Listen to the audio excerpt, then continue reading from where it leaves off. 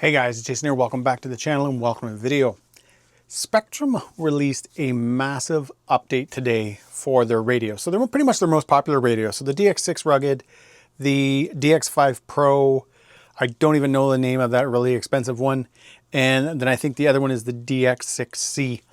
And what it did was something that I did not see coming. I didn't even know it was possible. Basically, if you've had any of the new 2 to 3S arms, so whether it's the Grom series, the smaller ones, or the 110 scale Senton, Vortex, the Typhon, now they've got the Big Rock and the whatever that monster truck is coming out, you've been kind of stuck with having to use the stock transmitter, the SLT transmitter. And I am not a fan of that transmitter. To be fair guys, I'm just not really a fan of stock transmitters. I like having a computerized radio. I like being able to go in and adjust whatever I need to adjust on the fly. I like it to be simple. I like to use a screen. So when Arma released, especially with the 110 scales, that you were kind of stuck having to use that transmitter, I was super bummed. I could understand on maybe the brushed version of the Groms because they're 200 bucks. And I thought, okay, that, you know, they are cheaper. There's a good chance that maybe people won't be using them. And if they are going to be using them, they were going to be upgrading the electronics anyways, so you're going to be putting in your own receiver. But when it came to the brushless versions, you don't really need to change the systems in these. These are great systems. They are powerful. They are fast. But again, you were stuck having to use that SLT transmitter. Well, Spektrum has now fixed that. You are now able to do an update on your firmware on these radios, and you are now able to bind them to any of the 2-in-1 ESCs, which is huge. So what we're going to do in this video is we are going to go through the binding process where we take the radio and we're going to bind it up to the car. But I do want to quickly go over just a few of the issues that I had before even getting there. So if you're updating the DX6 Rugged, this one's fairly simple. It's got a USB-C port. You just got to plug it in. You launch the Spektrum software. Yeah, you got to have your account and all that stuff set up. But once you have all that set up, soon as you plug in the radio, the software sees the transmitter. It'll see the DX6 Rugged. It'll say, hey, there's an update available. And then it'll do the update. When it came to the DX5 Pro, which is also fairly simple, however, there's just one issue that I need to make you guys aware of. Because if you're doing this, and you start having problems, it's going to drive you crazy. So this transmitter is very picky when it comes to the SD cards. One, it doesn't like anything over 32 gig, but even with cards underneath 32 gig, you will find that they're very picky. And I think, guys, I had about 3 or 4 cards, like smaller ones. One was a 4 gig, one was, I think, a 16, one was a 32, and I think the other one was a 32. And for some reason, the DX5 only liked I think it was like a Corsair, or maybe it was a Kingston 32 gig card. It was the only one that would recognize, that the transmitter would recognize. So you would have the SD card in your computer, you would download the software, drop it on that SD card, you make sure it's on the root of the folder so there's no subfolders or anything like that. You don't rename it or anything. You plug it in and you turn the transmitter on, and the radio would not recognize the card, because what will happen is once you have a card that it likes, as soon as you power on the transmitter, it immediately just goes into the update mode. You get a little bar across the bottom of the screen and it does the update. It's really simple. The other thing is, if you happen to have that update in, like, let's say a subfolder, you can actually navigate through the menu and go in and actually choose the update that way. But both ways didn't work. And it took multiple cards before it finally started to work. The other thing I noticed that if you're having problems is you want to format the card, but you don't want to do a quick format. You want to do a full format. And even on, I think, guys, this was a 32 gig card that I used. It still took like 3 or 4 minutes to do that. But in my opinion, guys, I think it helped because I was having a crazy time. I could not figure out what I was doing wrong because I have updated this radio before. And I guess that time I just happened to have chosen the right card right off the bat that it liked. Now, I'm going to walk you guys through the way I did it right from the start. So imagine you're starting off with a fresh model. So you'd go in here and under vehicle type. So this is now kind of a new menu. You click on that. You'll see in here that you now have SLT basic. Hopefully, guys, I'm trying to do that without any glare. SLT Basic, SLT with DSC, SLT with 4-wheel steering. Now, being that this is the Mojave brushless Grom, it does have DSC, so I chose the SLT with DSC. I went back, I then just went into model name, named it Mojave Grom. At that point, you're somewhat good with the radio. Now you can just go in, go to your right here, bind/frame rate.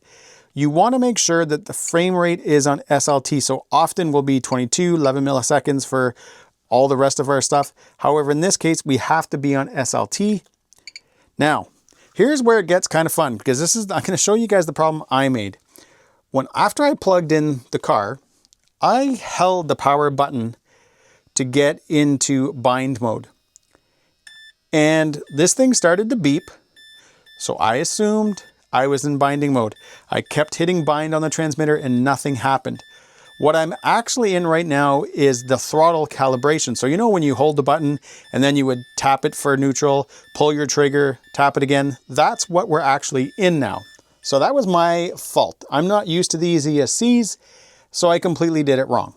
So what you want to do, plug it back in, turn it on, let it do its thing. And now what we're going to do is we're going to press and hold this until it starts flashing blue. Once it starts flashing blue, we can go to the transmitter and bind.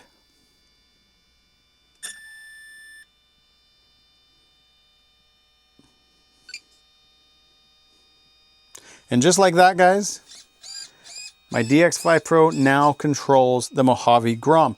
However, there's one more step I'm going to do. I'm going to go back. I'm going to shut it off. Then I'm going to press and hold this till we get the beeping again. Now that means we are now back in, guys, the throttle calibration. So tap once for neutral, pull full trigger, tap again, go full brake. It'll do its thing. And once again, steering, throttle, and reverse. Now I'm going to show you guys one other thing. It was another mistake that I had made during this setup. So when I was trying to fiddle with this thing, guys, to figure out what I was doing wrong, I had made another mistake. I lost reverse. And that's because I had put the truck into sport mode. So when you are pressing and holding this, if you hold it for too long, so there's the throttle calibration, but if you keep holding it, that now, the two beeps, that is saying that you have forward, reverse, and brake. But if you do tap this again, it'll go to one beep. Now we're in sport mode. So we have throttle, we have forward, and brake. Tap it again to go back to two beeps. Now you can just power this off.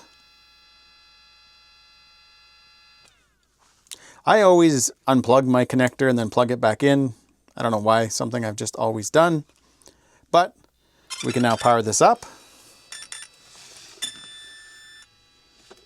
Now we got our steering, throttle forward, throttle reverse, and I should show you guys this switch right here. So it's the D switch. If you guys can see that on the DX5. And then I'm just gonna light this up so you guys can see better.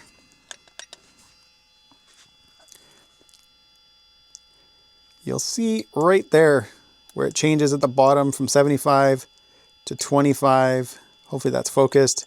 Up. It's the second bar from the bottom. That is for your DSC. So you can see there's full, knock it back some more. That's the lowest setting. And then if we click it back one more, you have none. I'm going to leave it at the first setting, guys. That'll at least give me some control. All right, guys, there you have it. A very quick video on setting up your DX5 Pro and your Mojave Grom or any of the other 22S ESC 2-in-1 combos. I am, guys, very pumped for this. I have been really disappointed, but also very puzzled as to why Spektrum released, again guys, the minis and the 110 scales with that 2-in-1 ESC that was only using the SLT protocol. It was very odd for a company like Arma, who is owned by Horizon Hobby, who also owns Spektrum, which is a transmitter ESC company, to not allow people to use their computerized transmitters. They're good transmitters. I never use guys stock transmitters.